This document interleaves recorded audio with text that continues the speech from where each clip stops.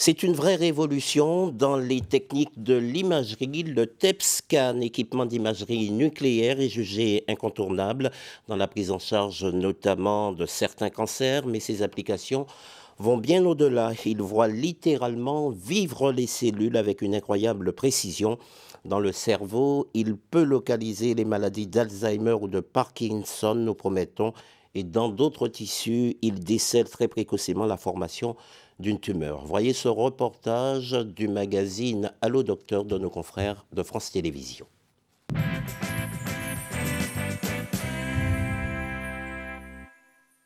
Tournez la tête, voilà. Le PET scan, appelé en français la TEP, est une technique d'imagerie généralement utilisée dans le diagnostic du cancer. Elle consiste à injecter dans le sang un sucre marqué par un produit légèrement radioactif afin d'observer en 3 dimensions comment les organes consomment ce sucre, par exemple le cerveau. Le cerveau a besoin de sucre pour fonctionner, donc le glucose va aller se fixer dans les cellules de l'encéphale. La TEP va permettre une cartographie donc de l'encéphale et permettre de visualiser d'éventuelles lésions. Pour tenter de mieux évaluer l'activité cérébrale de ces patients en état végétatif, un chercheur belge a eu l'idée d'utiliser le PET scan pour observer la consommation de sucre, soit la consommation énergétique de leur cerveau.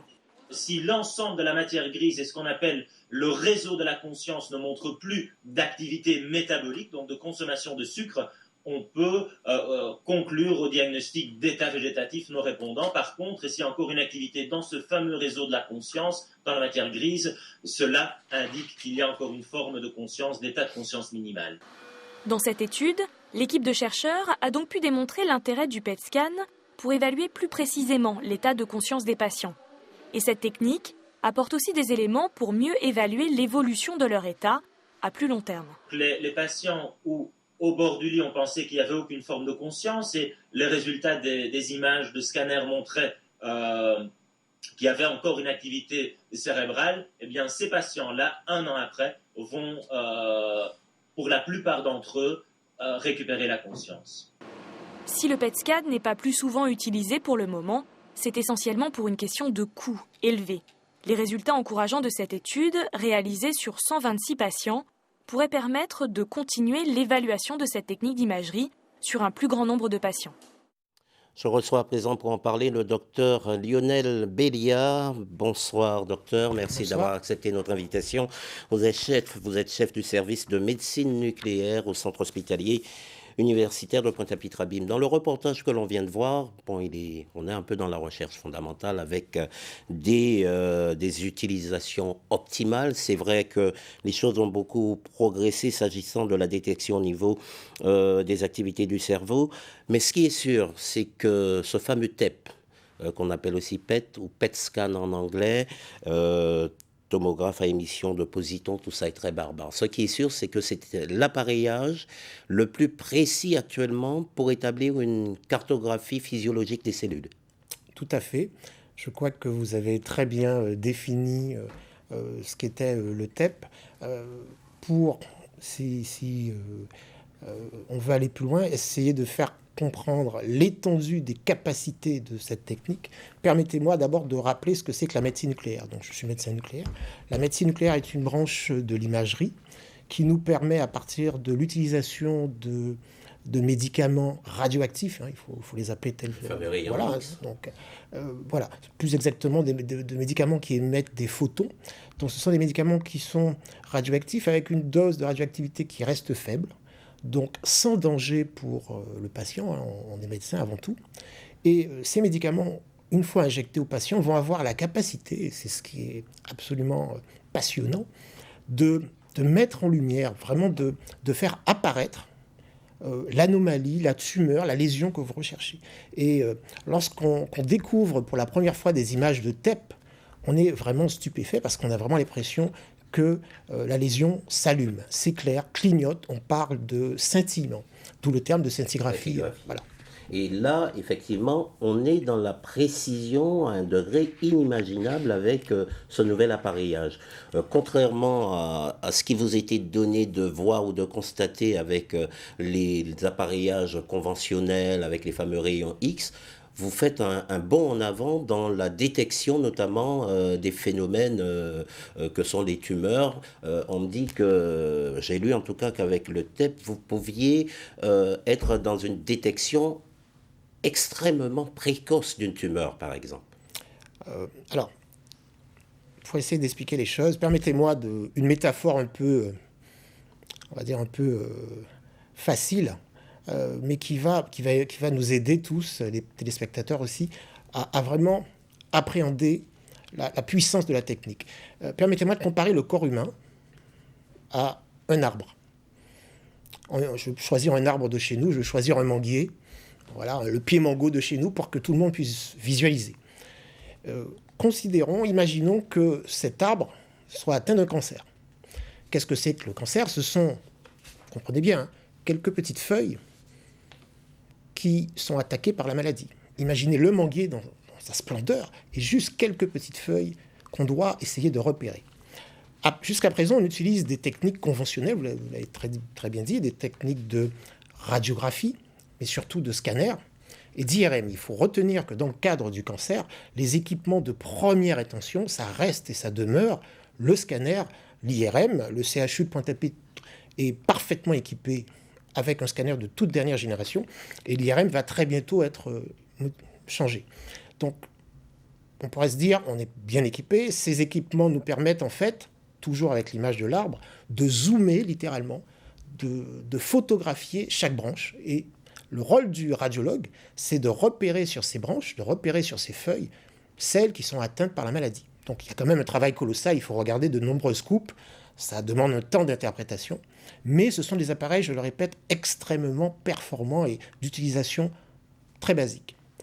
L'avantage, si j'ose exprimer ainsi, du TEP, c'est que c'est une approche complètement différente. L'imagerie en médecine nucléaire, comme je l'ai dit, on utilise des médicaments qui émettent des rayons. Donc, ces rayons vont être captés par nos caméras et faire, comme je le disais, apparaître l'anomalie.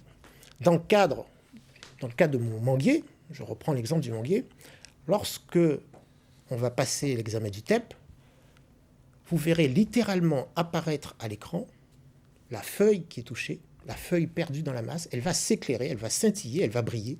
Et plus encore, il faut imaginer si vous avez une lésion qui est vraiment très profonde, qui est vraiment cachée, je dirais même au niveau des racines, c'est-à-dire quasiment indétectable à l'œil nu, avec la technique du TEP, cette racine va quand même briller, va quand même scintiller, et sur un seul examen, vous pouvez voir de la tête aux pieds, en fait, votre malade, vous avez toutes les lésions qui apparaissent. Donc on a là vraiment un outil qui est capable de traquer la tumeur dans ces derniers retranchements.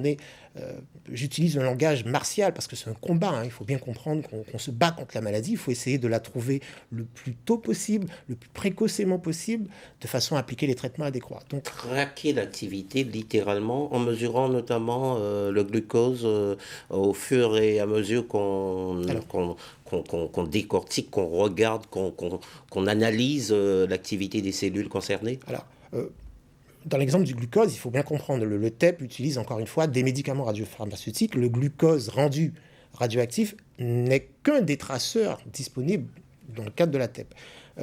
Donc, lorsqu'on injecte du glucose, il faut comprendre que les cellules, le carburant d'une cellule, c'est le sucre, et qu'une cellule tumorale, un cancer, ce sont des cellules qui se multiplient, qui ont donc besoin d'énormément de sucre. Et on est toujours très logique en médecine nucléaire, hein, c'est vraiment la physiologie, hein. Il suffit simplement d'injecter du sucre radioactif et de repérer de cette façon les cellules qui en consomment le plus. Et en général, les cellules qui en consomment le plus sont les cellules cancéreuses.